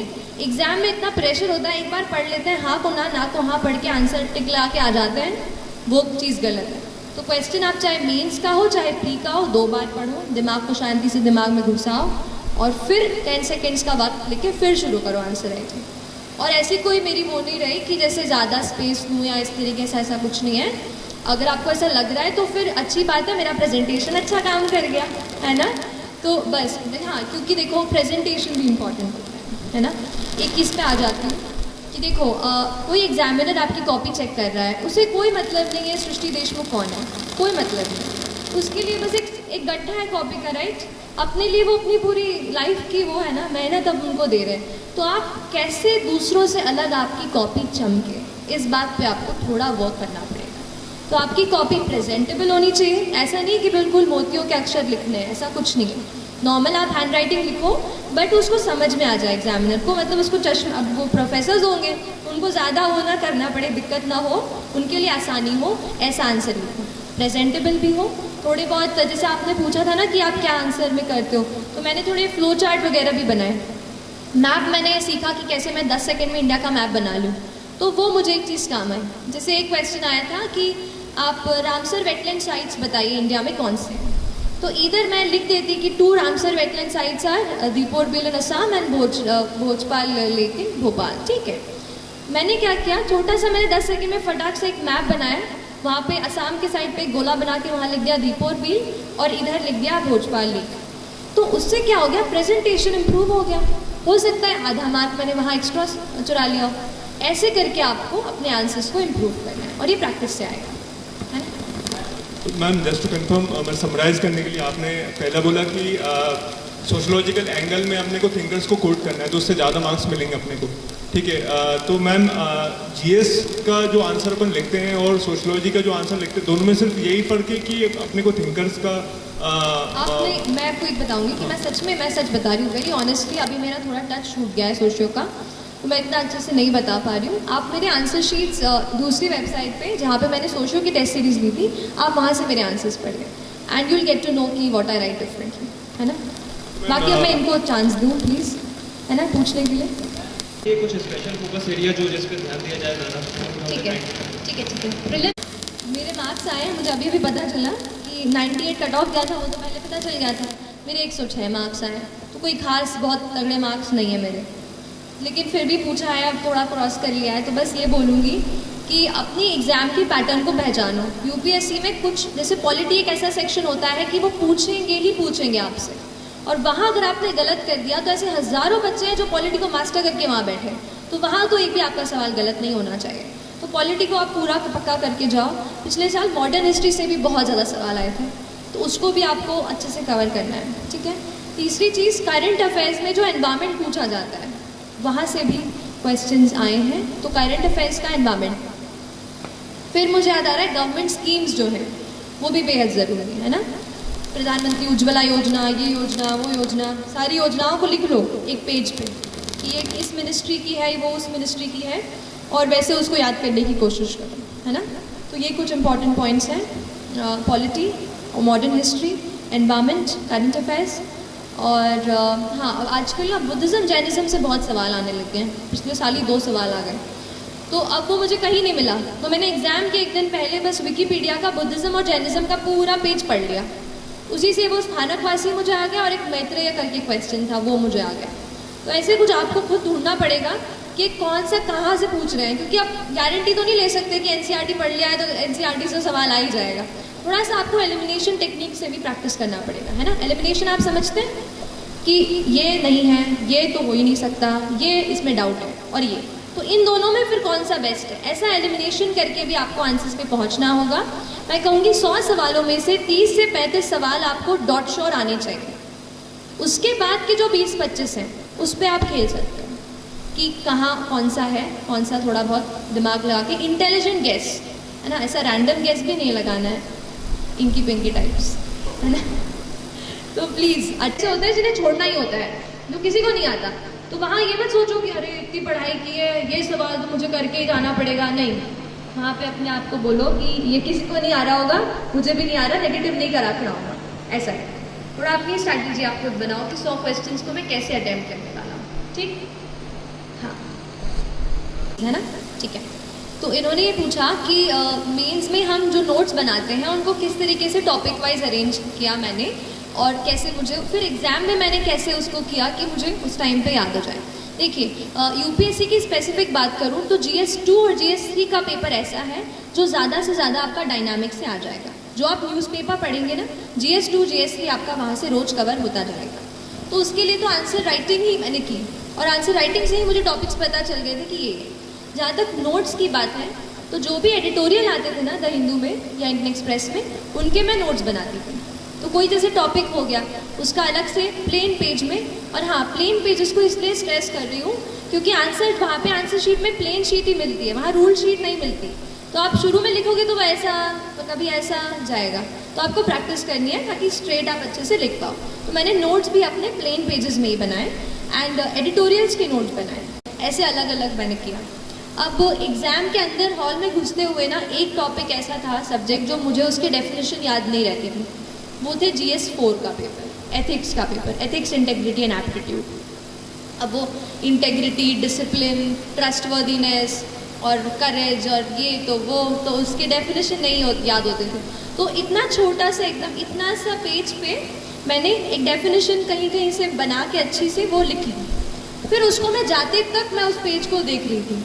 मतलब अगर आपको ऐसा आपको कुछ लग रहा है कि आपको याद नहीं हो रहा है, एंड दैट इज़ इम्पॉर्टेंट, तो उसका छोटा सा अपन नोट्स बनाते हैं ना, वैसे नोट्स बना लो and keep reading it every night और एनीथिंग लाइक दैट। सो वो एक चीज़। और सोशोलॉजी का जो है पेपर 2 में डायनामिज्म, जैसा मैंने कहा, न्यूज़पेपर से कोट कर सकते हैं, थिंकर्स से कोट कर सकते हैं। तो शुरू में डेफिनेशन से करती थी, फिर कुछ पर्सपेक्टिव, जैसे आशीष बोस, आपने नाम सुना है? आशीष बोस एक डेमोग्राफर थे इंडिया के, शायद हैं, मुझे नहीं पता। तो उनका वो रिसर्च आया था जिसमें हमारे मध्य प्रदेश को बुरा ही लगा था, अपन को जो बीमारू बोल दिया था उन्होंने। तो वो उनका बीमारू जो शब्द दिया था ना, बिहार एंड ऑल, बिहार मध्य प्रदेश, तो वो उन्होंने पूरा एनालिसिस किया था कि क्यों ये स्टेट्स हैं जो थोड़ा अंडर डेवलप्ड या डेवलपिंग स्टेज में हैं। तो उन्होंने फिर एक और एक्रोनिम बनाया था, डेमारू, that was related to female infanticide. तो उनके मैंने फिर रिसर्च स्टडीज़ या वो भी मैंने कोट किया आंसर्स में। तो अभी तो सोशोलॉजी पे मैं कुछ ऐसा सोच रही हूँ, कुछ ऐसा राइटअप या बुक लिस्ट बना करके मैं नेट पे ऐसा कुछ शेयर कर दूँगी, तो एक वहाँ से आप हेल्प ले लेना। बहुत जल्द मैं कोशिश कर रही हूँ कि सोशोलॉजी की जो भी चीज़ है, कहीं वेबसाइट या कहीं ब्लॉग ऐसे मैं आपसे शेयर करूँ, तो आप वहाँ से भी वो चीज़ देख सकते हो, है ना। और कोई क्वेश्चन? यहाँ पे रहें कि दिल्ली जाएँ, तो यहाँ पे जैसे लोकल मैट्रिक्स में क्या सबसे अच्छा रहेगा? जैसे कई बार हम सेल्फ स्टडी करते हैं तो समझ में नहीं आता जो कर रहे हैं वो सही है या गलत है, तो उसके लिए डायरेक्शन कैसे देना? हम यहाँ भोपाल में रहते हैं। ठीक है, आप बैठे। हाँ, तो शुरुआत तो मैंने फाउंडेशन कोर्स किया था मैंने यहाँ पर, और उसके बाद 8 महीने का वो कोर्स करके, लेकिन मुझे ये लगा कि उसमें मुझे केवल डायरेक्शन मिली है, केवल बुक्स पता चली हैं, बस बाकी जो वैल्यू एडिशन था वो आपको खुद को करना है। तो इसमें आप ये जो मैंने वेबसाइट्स बताई ना, ये आपको पूरा हर दिन ट्रैक करती रहेंगी। हर दिन आपको डेली करंट अफेयर्स इस पे आएंगे, कहीं आपको इस पे एडिटोरियल के नोट्स आ जाएंगे, कहीं क्वेश्चंस वो डाल देंगे हर रोज़ 5 से 10। तो इस तरीके से आप इनसे जुड़े रहो। दूसरी चीज़, अगर आपको लग रहा है कि कोई टॉपिक आपका वीक है, तो आप ऑनलाइन क्लासेस दिल्ली से जो वेबकास्ट होती हैं उनको आप सब्सक्राइब कर सकते हो, है ना। तो स्पेसिफिक टॉपिक जैसे कोई ज्योग्राफी हो या इकोनॉमी में किसी को दिक्कत हो तो वो कर लो, उससे थोड़ा सा मोटिवेशन आपका बढ़ जाएगा।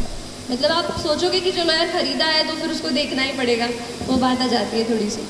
तो आप वो कर सकते हो, वहाँ से टेस्ट या फिर क्लासेस आप ज्वाइन कर सकते हो, है ना। और कोई सवाल?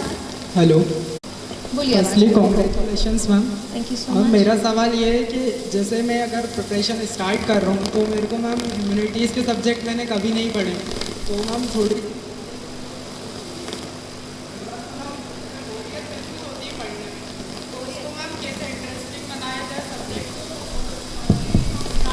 तैयारी, तो शुरुआत में प्रिपरेशन से शुरू किया जाए ताकि हम आगे उसमें वर्क कर सकें। ठीक है, तो ह्यूमैनिटीज़ पढ़ना शुरू किया है तो सीधा बुक से शुरू मत करो। मैंने क्या किया था, न्यूज़पेपर्स उठाए थे सबसे पहले।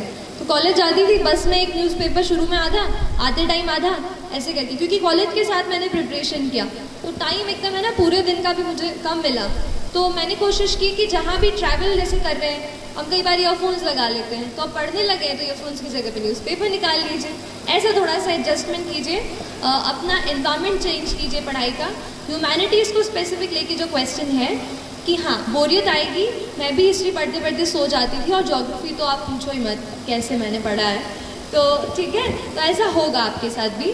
बट न्यूज़पेपर से शुरू करो, वो चीज़ें आपको इंटरेस्ट दिलाती हैं, ठीक है।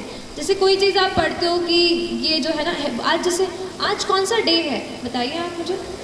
हाँ, आज वर्ल्ड हेरिटेज डे है, राइट। तो आज वर्ल्ड हेरिटेज डे पे आप यूनेस्को की वेबसाइट पे जाओ, या जो भी यूनाइटेड नेशंस इसको मना रहा है उसकी वेबसाइट पे आप चले जाओ। आज उनके उसमें आपको देखो कि अलग अलग फोटोग्राफ्स, बहुत सारी चीज़ें आपको मिलेंगी। सो you can learn the UNESCO world heritage sites आज ही, समझ रहे हो। अपने आप को आपको कहीं ना कहीं इंटरेस्ट डेवलप करना पड़ेगा। ज़रूरी नहीं है बिल्कुल कि बुक खोल के बैठे तो इसको ही कवर करना है।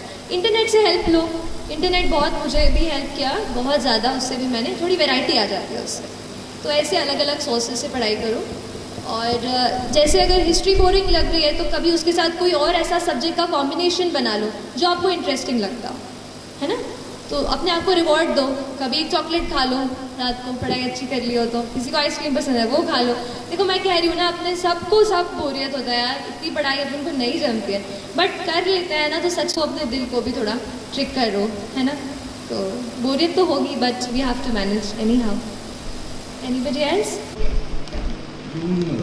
My question is, what you did in your last month before prelims, and why did you shift from Hindu to Indian Express, and how do I make balance among solving mocks, revising static, focusing on current affairs and CSET also efficiently in coming days?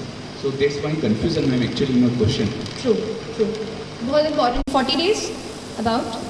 तो you know इतने time में आप कुछ test लगा चुके होंगे, तो उन टेस्ट को आप ये समझो कि वो नेचर ऑफ मिस्टेक जो आप कर रहे हैं वो क्या है। देखो गलतियाँ हम सब करते हैं, मेरे भी 90 मार्क्स ही आया करते थे ऐसे मॉक में इतने दिन पहले, 80, 90, 70, तो मुझे लगा ये 110 का आंकड़ा तो मैं पार नहीं कर पाऊँगी, ऐसा होगा।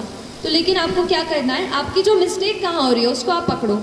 अच्छा मिस्टेक कैसे, नॉलेज का गैप है क्या, कहीं कोई चीज़ मैंने कि मुझे 3 में से 1 आ रहा है फिर भी मैं अटेम्प्ट कर रहा हूँ और वो नेगेटिव हो जा रहा है, वो पकड़ो। कभी कभार हम सिली मिस्टेक कर देते हैं, ए का बी का डी मार्क कर देते हैं, तो क्या ऐसी मिस्टेक है? अपने नेचर ऑफ मिस्टेक को एनालाइज करो। और अगर आपको ये लगता है, मेरे साथ ऐसा हुआ था कि मेरा नॉलेज का गैप सामने आ रहा था कि this thing I have not studied, तो उस टाइम पे फिर मैंने पेपर लगाना कम कर दिया और थोड़ा अपनी रीडिंग पे, स्टडिंग पे फिर से फोकस किया। ठीक है, तो आप स्टडिंग पे फिर से जाओ, जो आपका वीक एरिया है, जहाँ आपके क्वेश्चंस गलत हो रहे हैं, आप उसको फोकस करो। और क्या सवाल आपने इसके साथ पूछा था? हाँ ठीक है, न्यूज़पेपर नहीं, तो I just correct myself if you got me wrong. It was only after I had done my mains when I got an interview call, then I started reading one more newspaper. Otherwise, so the Hindu is only thing which you have to read for civil service. Otherwise, आप जो online articles आते हैं, जैसे Live Mint, right, Live Mint पे काफ़ी articles आते हैं। PRS legislative research आपने सुना होगा, वहाँ पे आर्टिकल्स आते हैं, तो वो आप पढ़िए। इंटरव्यू में ये रहता है, थोड़ा सा ओपिनियन आपको ज़्यादा पता होना चाहिए, क्योंकि एक ही ओपिनियन पढ़ेंगे तो उनके सामने मल्टी डिमेंशनल आंसर नहीं बता पाएंगे। इसलिए फिर मैंने आफ्टर इंटरव्यू कॉल फिर मैंने दूसरा पेपर उठाया। बाकी तो एक भी ख़त्म नहीं होता यार पूरा, दूसरा कैसे पढ़ेंगे, है ना। टेस्ट एंड यू फाउंड कि आपकी अभी गलती हो रही है, तो फिर आप स्टडी पे जाओ ना, है ना। बाकी एनीवेज कमिंग टू, जैसे लास्ट मैं कहूँगी 15-20 डेज में आप 1 वॉक पर डे ऐसा करिए, और थोड़ा उसी टाइम में, जैसे पेपर कब है, एडमिट कार्ड आ जाएगा तो पेपर का टाइम पता चल जाएगा, राइट, 9 से 11 है क्या है, तो उसी टाइम में बैठ करके यहाँ पे बॉटल रखी, यहाँ पे वॉच रखी, वैसे ही टाइम में अपने आप को बैठ के प्रैक्टिस करवाओ। ठीक है, क्योंकि गर्मी बहुत होने वाली है 2 जून को, तो अपने आप को उस एनवायरनमेंट में भी ढालना बहुत ज़रूरी है। तो इस प्रकार से कर सकते हो, कभी 1 वॉक पर डे, नहीं तो 50 क्वेश्चंस पर डे, या तो मिक्स लगा लिया कभी, या कभी लग रहा है कि आज मुझे एनवायरनमेंट का रिवीजन करना है तो एनवायरनमेंट के 50 सवाल लगा लिए, ऐसा। It depends totally on you कि आपकी नीड क्या है, आपको नीड पहले अपनी खुद की पहचाननी है ना। और कोई सवाल? और एक ही बार दिए हैं, बट जर्नी से मुझे ये लगा when I was into the process of preparation कि यूपीएससी आपको कोई बायस नहीं रखता है। देखिए, आप समझने की कोशिश कीजिए, पीटी आया, पीटी गया, पीएमटी आया, पीएमटी गया, पर यूपीएससी की जो ऑथेंटिसिटी है, जो उसकी क्रेडिबिलिटी है, वो आज तक मेंटेन है। आज तक जो बच्चे उसमें से सिलेक्ट होते हैं वो आज IAS officers, IPS, all India service, IRS में जाके सर्व कर रहे हैं। तो उस एग्जामिनेशन और उस इंस्टीट्यूशन की जो क्रेडिबिलिटी है वो बेहद हाई है, और वो इसलिए क्योंकि वो कोई बायस नहीं रखते हैं कि हिंदी माध्यम का बच्चा है या तेलुगु माध्यम में लिख रहा है तो उसको हम नहीं वो करेंगे। तो मुझे नहीं लगता कि उस इंस्टीट्यूशन में कोई बायस है। अगर कोई कमी आ रही है, जो मुझे लग रहा है, जिसकी वजह से जैसे हम देखते हैं कि हिंदी माध्यम में जो छात्र दे रहे हैं उनका अगर रेशियो कम है, तो मेरे पर्सनल ओपिनियन में शायद जो है ना मटेरियल का दिक्कत आ रहा है। आजकल इंग्लिश में इंटरनेट पे वेबसाइट्स हैं, सब इंग्लिश में रहती है, तो उनसे, जैसे मैं इंग्लिश मीडियम से थी तो मैं कोई भी वेबसाइट पे जो भी मटेरियल हो उसको मैं एक्सेस कर पा रही थी। पर शायद अगर कोई हिंदी माध्यम का छात्र है उसके लिए शायद मटेरियल की दिक्कत आ रही है। लेकिन मेरे ज्ञान में आया है कि कुछ कोचिंग्स ऐसी हैं या कुछ जैसे वेबसाइट्स हैं जो हिंदी में ही मटेरियल प्रोवाइड करते हैं। तो अगर आपका माध्यम हिंदी हो तो ये मन में बिल्कुल ना सोचिए कि यूपीएससी आपसे भेदभाव करेगा या उससे आपको कम मार्क्स देंगे। अगर आप में काबिलियत है, आप सही तरीके के आंसर्स लिखते हैं, जो पूछा है वो आप बताते हैं, तो आपको ज़रूर मार्क्स मिलेंगे, है ना। और कोई सवाल? Thank you so much. Ma'am, मेरा क्वेश्चन ये है कि जब आंसर राइटिंग करते हैं मेंस के लिए तो बहुत लेंथी हो जाता है, और कभी कभी स्पीड नहीं मेंटेन नहीं हो पाती, और स्पीड होती है तो क्वालिटी मेंटेन नहीं हो पाती है, और बहुत प्रैक्टिस करने के बाद भी नहीं हो पाता है पूरे पेपर सॉल्व। ठीक है, अगर प्रैक्टिस करने के बाद एनालिसिस पे ज़्यादा टाइम दो अपने आंसर पे। आप तो खुद का आंसर लो कि देखो कि मैं कितना, ये टॉपिक है, चलो ठीक है। जब हम लिख लेते हैं और टाइम का कंस्ट्रेंट नहीं रहता, तब आप आराम से सोच सकते हो कि इस सवाल में मुझसे ये पूछा था कि 1857 के रिवोल्ट के बाद में इंडिया पे क्या इम्पैक्ट पड़ा, और फिर अगर ये नहीं होता तो क्या होता है, ऐसा कुछ जो भी मन से सवाल बना रहे हो, तो वैसा सवाल आप क्या मैंने उस क्वेश्चन के नीड को, डिमांड को एड्रेस किया है कि नहीं, क्या मैंने ऐसे पॉइंट्स डाले हैं कि नहीं। तो भले ही आप सवाल लिखने, आंसर लिखने में आप 15 मिनट दे रहे हो, तो आंसर के एनालिसिस में आप भले ही 45 मिनट्स दो, पर analyse the question thoroughly whether और not I am able to address the demand of the question जो पूछा गया है। ठीक है, एनालिसिस करके आप समझ जाओगे कि यहाँ क्वालिटी की दिक्कत है। तो फिर आप, मैं कहूँगी शुरू में आप टाइम मत सोचो, आप सोचो ठीक है जितना टाइम ले रही हूँ लेने दो, धीरे धीरे वो हो जाता है। आप एकदम अपने आप को टाइम के कंस्ट्रेंट में मत बांधो, क्वालिटी पे ज़्यादा फोकस करो, है ना। एंड एक और चीज़ है, क्योंकि इन्होंने एक सेकेंड इनका सवाल क्योंकि गर्ल ने पूछा था, I just share one fact with you. 759 बच्चे सिलेक्ट हुए इस साल, ठीक है, फाइनल लिस्ट में यूपीएससी की। And there are just 182 girls ma'am, just 182 out of 759। मतलब हम 50-50 हैं और यहाँ पर हमारा इतना जेंडर इम्बैलेंस है। तो मैं सारी गर्ल्स जो अभी मुझे सुन रहे हैं, टेल यू प्लीज़ प्लीज़ खूब सारा अच्छे से पढ़ाई करो। ये जो जेंडर इम्बैलेंस चल रहा है ना 759 में से बस 182, ये हमें बढ़ाना है बस सिलेक्शंस, ठीक है। तो प्लीज़ ऑल द गर्ल्स, हमारे पास डिस्ट्रैक्शन कम होते हैं ना, दोस्त नहीं होते बाहर ऐसे घूमने फिरने के लिए ज़्यादा, तो उस चीज़ का थोड़ा फ़ायदा उठाओ और अच्छे से प्लीज़ अपने आप को डेडिकेट होकर पढ़ाई करो please. This message is specially for girls, otherwise तो सबके लिए ही बोल रही हूँ। आप पूछिए प्लीज़। जब हम स्टडी करते हैं उस टाइम कुछ डेटा ऐसा होता है जो हमें याद नहीं रहता है, और आंसर राइटिंग करते टाइम या टेस्ट सीरीज देते टाइम हम वो फॉरगेट कर जाते हैं, ठीक है। तो इससे क्या होता है मैम, हमारी स्टडी में जो हम और आगे करने वाले होते हैं तो थोड़ा डिप्रेस्ड हो जाते हैं और माइंड सेट नहीं बनता। देखिए डेटा की जाने क्या किया, एक डेटा कॉपी करके, डेटा बुक करके एक अलग से छोटी सी नोटबुक बना ली। तो जो भी मुझे डेटा जहाँ भी मिलता था सब कुछ मैं उसमें नोट कर ली। जब एक चीज़ एक जगह पे एक वो सारी कैटेगरी की चीज़ एक साथ आ जाती है ना, तो याद करना आसान हो जाता है। तो जो भी कहीं आप डेटा पढ़ रहे हो उसको आप अलग से लिख लो, और जब आप नया डेटा उसमें ऐड करोगे तो पुराना वाला देख लो कि पहले मैंने क्या लिखा था। ऐसे ही करके रोज़ रोज़ जब आप उसमें भरते जाओगे उसको, तो पुराना भी देखते चलो, ऐसे रिवाइज करते चलो, है ना। अपने दिमाग को हमें ट्रेन करना है, उससे सारे कचरा जो है ना वो निकालना है, और काम की चीज़ हमें उसमें डालनी है जो हमें वहाँ पे 2 या 3 घंटे में याद आनी चाहिए, ठीक है। तो ऐसा धीरे धीरे करके ट्रेन होगा माइंड आपका। तो एग्जामिनर का हमसे क्या एक्सपेक्टेशन होता है कि जब वो कोई क्वेश्चन पूछ रहे हैं तो उसका हमारे क्या क्या फैक्ट होने चाहिए हमारे उस बात पे कि हम हमारी पूरी बात उनके सामने रिप्रेजेंट कर सकें। ठीक है, ठीक है, आप बैठ जाओ। बोलूँ एक चीज़ बोलूँगी कि इंटरव्यू बहुत ज़्यादा हाइप्ड है चीज़। आपको मेरा स्कोर कुछ 1068 रहा और उसमें से केवल मेरे 173, मतलब एक बहुत कम रेशियो है जो इंटरव्यू के मार्क्स हैं। तो मैं ही कहूँगी जब तक आप उस स्टेज पे पहुँचोगे ना कि जब आप इंटरव्यू दे रहे हैं तब आप इतना पढ़ लेते हो कि आप दूसरे का इंटरव्यू ले लोगे, ठीक है। तो नॉलेज में तो कोई दिक्कत नहीं आएगी। अब कमिंग टू द फैक्ट कि यूपीएससी क्या एक्सपेक्ट करता है, देखिए वो आपसे नॉलेज कूट चुका है, वो प्रीलिम्स आपसे पूरा निकलवा चुका है, 100 MCQ आपसे करवा लिए, फिर ना 90 सवाल भी मेंस में उन्होंने सॉल्व करवा लिए। अब उन्हें आपके नॉलेज से इतनी वो नहीं है, डाउट्स नहीं है। अब वो आपको देखकर ये समझना चाहते हैं कि क्या ये कैंडिडेट इज़ ही और शी फिट, कि हम इसको इतनी रिस्पॉन्सिबिलिटी दे पाएँ, क्या इसमें वो इतना पेशेंस है, क्या वो अपने आप को एक्सप्रेस कर पा रहे हैं। क्योंकि जॉब ऐसी है ना कि आपको लोगों से जुड़ा रहना पड़ेगा। अगर आप अपने आप को कैबिन में बंद करके बस फाइल पुश करते रहेंगे तो असली में हम इम्पैक्ट नहीं डाल पाएंगे।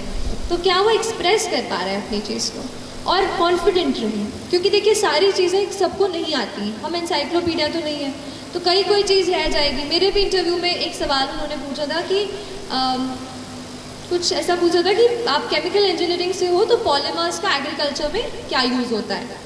अब वो चीज़ मुझे उस वक्त नहीं याद आई, तो मैंने थोड़ा 5 सेकेंड रुकी, फिर मैंने कहा कि sir I am unable to recollect at this moment, I will read about it. तो ऐसा करके मैंने वो सवाल वो किया और फिर वो दूसरे सवाल पे आ गया। तो ऐसा कुछ नहीं है कि आपको हर चीज़ आनी चाहिए, इट्स जस्ट दैट आपका जो डिटेल्ड एप्लीकेशन फॉर्म है, जो बैकग्राउंड है, you should know everything about it. जैसे मैंने अपनी स्कूलिंग कामिल से की तो मैंने थोड़ा कामिल की हिस्ट्री पढ़ ली कि बाई चांस उनका नाम इस पर अटक जाए तो वो उससे कुछ पूछ ले। तो ऐसा आप करो और बैकग्राउंड अच्छे से प्रिपेयर करो and be ready and be confident. They just want you to be confident so that you express yourself well and you're patient even when they try to heckle you। मतलब वो कुछ ऐसा करें कि आपको थोड़ा अजीब लगे और उस वक्त भी आप अपना ध्यान ना खोएं और अच्छे से उत्तर दे सकें। मेरे ख्याल से वो इतना एक्सपेक्ट करता है, क्योंकि बाकी की ट्रेनिंग तो वो देंगे हमको, बस अब स्टूडेंट की तरीके से हमें जांचते हैं, तो इतना कुछ तो नहीं है इसमें। और कोई आप पूछना चाह रहे थे? मैम वो क्या कोर्स पेपर होता है जो एथिक्स होता है, उसमें नंबर की मार्जिन बहुत कम होती है, आप उसको फेस कैसे किए? क्योंकि मेरे सब्जेक्ट जो मैं क्लियर कर रहा तो फोर्थ पेपर में थोड़ा अच्छा दिक्कत जा रही है। ठीक है, देखिए 4th पेपर यूपीएससी की परीक्षा की बात कर रहे हो क्या? और यहाँ एमपीपीएससी में भी होता है ना, ethics integrity and aptitude, MPPSC में भी होता है, राइट। तो मेरे ख्याल से इस पेपर में 2 पार्ट्स हैं। एक तो अपना जो थियोरेटिकल पूछेंगे कि क्या क्या क्वालिटीज़ रिक्वायर्ड हैं ऐसा करके, जहाँ पे मैंने डेफिनेशन की बात की थी ना, कि जहाँ पे अगर हम छोटी छोटी डेफिनेशन याद करके लिख जाए उनको यूज़ कर सकते हैं। I think GS4 is about quality content. देखिए डिसिप्लिन, किसी को बोले व्हाट इज़ डिसिप्लिन, कोई कुछ लिखेगा, कोई कुछ लिखेगा। आपको कुछ ऐसा लिखना है कि वो एग्जामिनर एक बार पढ़े तो सोचे अरे हाँ यार ये इसने की तगड़ी बात बोली है। और कुछ एग्जाम्पल लगाइए आप अपने रियल लाइफ के। जैसे एक एग्जाम्पल मैं थोड़ा सा अपने रियल लाइफ से करके गई थी कि ऑनेस्टी, अब ऑनेस्टी कितना, आप ऑनेस्ट कितना रहते हैं सिविल सर्वेंट। तो अपना जो लाइसेंस होता है, आप सब में से किसके पास लाइसेंस है? ड्राइविंग लाइसेंस, बस गाड़ी सब चलाते हैं। अरे यार ऐसा मत कर। तो लाइसेंस का ऐसा हुआ था कि वहाँ पे मैं गई और फिर कोई कह रहे थे जैसे रिलेटिव कि आप ये इनको पे कर दो एजेंट को और वो आपका लाइसेंस बनवा देगा। मैंने कहा नहीं, जो ऑफिशियल प्रोसीजर है उससे करेंगे। मुझे 5 दिन लग गए, 5 दिन मुझे ऑफिस के चक्कर काटने पड़े, बट एटलीस्ट मेरे मन में वो सेटिस्फैक्शन रहा कि मैंने ऑफिशियल प्रोसीजर से किया है और किसी एडिशनल इंसान को, मिडिल मैन को पैसा नहीं दिया है।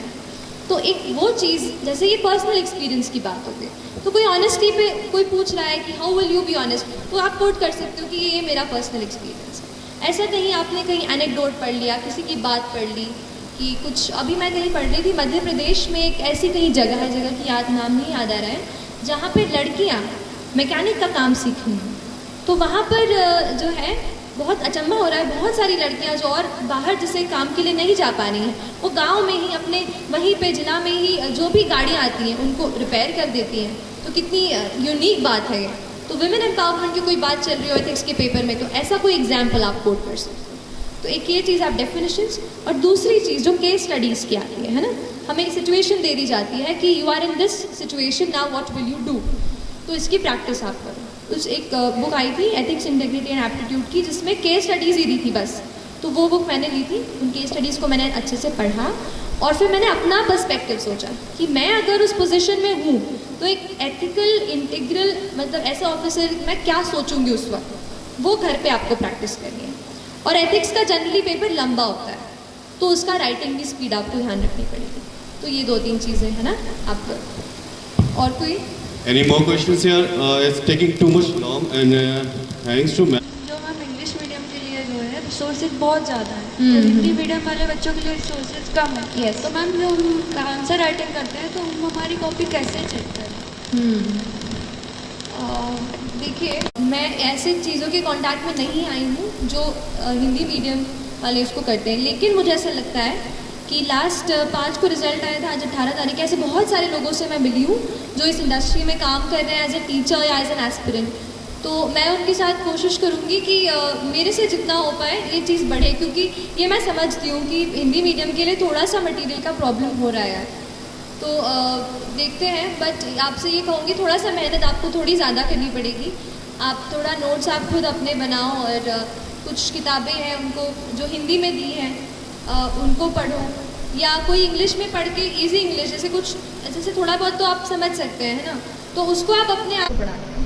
और जो हिंदी टेस्ट सीरीज़ लगाते हैं देते हैं है ना, जो आपके आंसर्स चेक करके आपको दें, ऐसे कुछ मैं समझती हूँ। क्योंकि मध्य प्रदेश में हम हैं और काफ़ी हिंदी माध्यम के बच्चे हैं, तो आप ऐसे किसी टीचर्स से जुड़िए। और आई सपोज मैम भी मतलब इस पर आप थोड़ा मैम देखिएगा, अगर बच्चों को हेल्प हो पाए, कोई भी टीचर अगर हिंदी माध्यम से बच्चों की कॉपियाँ चेक कर पाए है ना, तो ऐसा कुछ थोड़ा ढूंढना पड़ेगा। और अगर मेरे कांटेक्ट में कोई आता है तो मैं मैम को ज़रूर इन्फॉर्म करूँगी, तो आप उनसे पूछ लीजिएगा है ना, ठीक है। तो ख़त्म। मैं एक चीज़ मैं कल परसों एक यूट्यूब वीडियो देखी तो वो मैं आपके साथ शेयर करना चाहूँगी। बस ये बात है कि बिफोर आई से those lines, thank you so much for lending me your ears. आप लोगों ने मेरी बातें सुनी, मेरे से इंटरेक्ट किया मेरे साथ, और मुझे बहुत बहुत अच्छा लगा दैट अगर यहाँ से अगर आप 2 भी चीज़ अगर कुछ अपने प्रिपरेशन में इम्प्लीमेंट करेंगे तो पूरा मेरा यहाँ पे आना पक्के से सफल हो जाएगा, और अभी भी हो गया है। तो प्लीज़ आप अच्छे से पढ़ाई कीजिए और डिस्ट्रेस भी होइए, ऐसा नहीं है बस पढ़ाई करनी है। थोड़ा सा आप अपने दोस्तों के साथ मूवी भी देखिए, कभी फन टाइम भी इंजॉय कीजिए। लेकिन अगर आपने फोकस बनाया है, अगर you have decided that this is something that you have to do in your life, so I tell you there is nothing more powerful in this universe than a human being with a purpose. You know, if हम एक human being हैं, we are a ball of energy. अगर हम ये decide कर लें that we have a purpose in mind, then nobody can stop us. Believe in this thought. मैं यहाँ पे बिल्कुल वो चीज़ फॉलो करके आपके सामने खड़ी हूँ, and you can be here as well, है ना. तो please believe in yourself, don't get demotivated. If you get, फिर से अपने आप को ट्रैक पे ले आओ.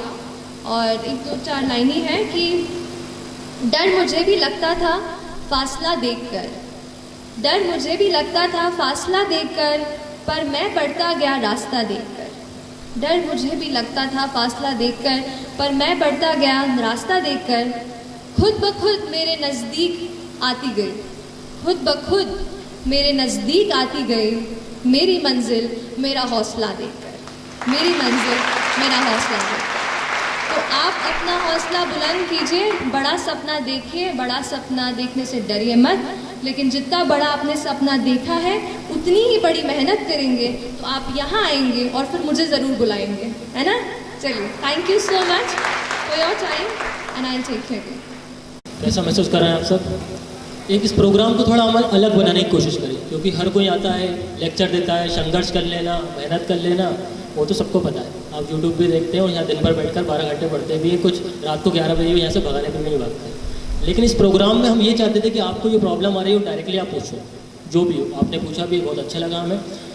आपका सृष्टि देशमुख जी, आपका बहुत बहुत धन्यवाद करते हैं कि पहली बार ऐसा प्रोग्राम हुआ है कि इतने सारे सवाल का जवाब यहाँ पूछा गया और आपने सभी का जवाब, ऐसा कोई भी नहीं बचा है. तो मैं औपचारिक रूप से एक क्वेश्चन था, कुछ पूछ रहे थे, हमें फ़ोटो लेना था, तो आप फ़ोटो के लिए घबराएं मत. हम वीडियो शूट हो रहा है, इस पूरे प्रोग्राम की वीडियो भी हमारे फेसबुक ग्रुप पर आपको मिल जाएगी, उसकी लिंक मिल जाएगी. आप फ़ोटो चाहते हैं तो आपका एक प्रूफ फ़ोटो आप सबका करवाए जाएंगे. लेकिन उससे पहले मैं डॉक्टर वंदना शर्मा मैम को बुलाना चाहूँगा कि औपचारिक रूप से वो धन्यवाद दें. रूप से यहाँ औपचारिकता कहीं रही नहीं है. ऐसा लग रहा है सृष्टि हमारे साथ रही है हमेशा.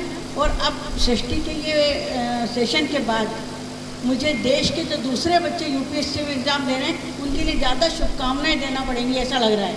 क्योंकि यहीं के बच्चे अगर सब सिलेक्ट हो गए तो उन लोगों को शुभकामनाएं देना ही हमारी ड्यूटी बनती है कि हम उन लोगों को भी शुभकामनाएं दें. और सृष्टि यहाँ आई, अपना महत्वपूर्ण समय दिया और आप लोगों के लिए इतना सोचा उन्होंने कि जैसे ही मैंने उनसे रिक्वेस्ट किया कि भाई हमारे बच्चे आपसे मिलना चाहेंगे और उन्हें मार्गदर्शन मिलेगा, तो सृष्टि बहुत सहजता से तैयार हुई. तो इनके आने की, इनकी सहमति के साथ ही मुझे हरिवंश राय बच्चन की एक पंक्ति याद आई कि अनगिनत राही गए इस राह से उनका पता क्या, पर कुछ गए छोड़ पैरों की निशानी. यह निशानी मूक होकर भी बहुत कुछ बोलती है, खोल इसका अर्थ पंथी पंथ का अनुमान कर ले. तो आपने अपने पंथ का अनुमान थोड़ा लगा लिया होगा. और इस सेशन के बाद आप एक दो बहुत ही महत्वपूर्ण बात मैं यहाँ बताना चाह रही हूँ कि बहुत सारे बच्चे तैयारी करते हैं यूपीएससी की, और वो जो प्रिस्क्राइब बुक्स हैं उनसे पढ़ते हैं, केवल उन्हीं को पढ़ते हैं, अच्छी तैयारी करते हैं. उन्हें बता दिया जाता है कि ये बुक इससे पढ़ो, ये बहुत अच्छी बुक्स है, इसमें बहुत अच्छे पॉइंट्स हैं. लेकिन क्या होता है कि उत्तर सब लोग लिखते हैं, सबके सही उत्तर होते हैं, लेकिन सबका सिलेक्शन नहीं हो पाता, क्योंकि सिलेक्शन उन्हीं का होता है जो थोड़ा सा हट करके लिखता है. और हट करके वो इसलिए लिखता है कि जैसे सबसे पहले सृष्टि ने एक बात कही थी, और मुझे वहीं से सृष्टि की सफलता का अंदाज हो गया. उन्होंने ये कहा था कि यदि आप यूपीएससी देना चाहते हैं, इसलिए कि एक प्रेस्टिजियस जॉब है, ये सम्मान है, अधिकार है, यश है, धन है, सब कुछ है. लेकिन यदि एक उद्देश्य हमने ये बना लिया कि हमें इसलिए बनना है कि जैसे हमने किसी गरीब बच्चे को देखा कि ऐसे बच्चों को सबको पढ़ना मिल जाए, मतलब जितना ज़्यादा आपकी पढ़ाई का संबंध आपके प्रेस्टिजियस लाइफ से न होकर के समाज की चिंता को लेकर के होगा, उतनी चिंता आपकी बढ़ेगी, उतना चिंतन बढ़ेगा, आपका लिखने का स्टाइल बनेगा, क्योंकि आप अपने लिए नहीं सोच रहे हैं, आप सोच रहे हैं किसी एक खास समस्या को लेकर के, अपने देश की चिंता को लेकर के, देश के किसी ऐसी बात को लेकर के। बहुत बार हम सुनते हैं कि बहुत साधारण परिवार में पड़ी हुई बच्ची, चाहे वो उसके पिता टांगे चलाने वाले हैं या कोई एक बहुत ही गरीब कृषक है, उनके बच्चे यूपीएससी में इन्होंने अच्छा रैंक मिला उन्हें। इसका कारण ये नहीं है कि उन्होंने बहुत पुस्तकें घोंट डाली होगी, इसलिए कि वो जिस परिवेश में रही है उस परिवेश को लेकर के चिंतित रही होंगी, या वो बच्चे चिंतित रहे होंगे, और उस चिंता ने उनको चिंतन दिया होगा, और इस चिंतन ने उनको लगन दी होगी, और लगन से उन्होंने परिश्रम किया होगा, और परिश्रम से उन्हें सफलता मिली होगी। तो हम अपने लिए न करें, केवल ये ध्यान दें कि हमें यूपीएससी क्लियर इसलिए करना है कि हम बड़े अधिकारी बनेंगे, तो ऐसा सोच करके बहुत बच्चे एग्ज़ाम देते हैं। लेकिन सफलता उन बच्चों को मिलती है जो अपने साथ साथ एक चिंता को लेकर के चलते, एक चिंतन को लेकर के चलते, एक समाज से जुड़े हुए होने का, समाज से कोई कुछ देने के भाव को लेकर के जो लोग जुड़ते हैं, उनकी सफलता निश्चित है, तय है। क्योंकि वो जब लिखते हैं तो उनके लेखन में जरूर दूसरे बच्चों से अंतर होता होगा, और उनका लेखन उनसे दूसरों से श्रेष्ठ रहा होगा। तो इस बात को भी आप ध्यान में रखिए। आप सबकी सफलता बिल्कुल आपके इरादों पर टिकी हुई है। जैसे दुष्यंत कुमार की पंक्ति है ना कि यह पहाड़ी पाँव क्या चढ़ते, इरादों ने चढ़िए, कल दरीचे ही बनेंगे द्वार, अब तो पथ यही है। तो एक ही पथ बनाएं, आपके दरीचे दरवाजे बन जाएंगे, आपको सफलता निश्चित मिलेगी।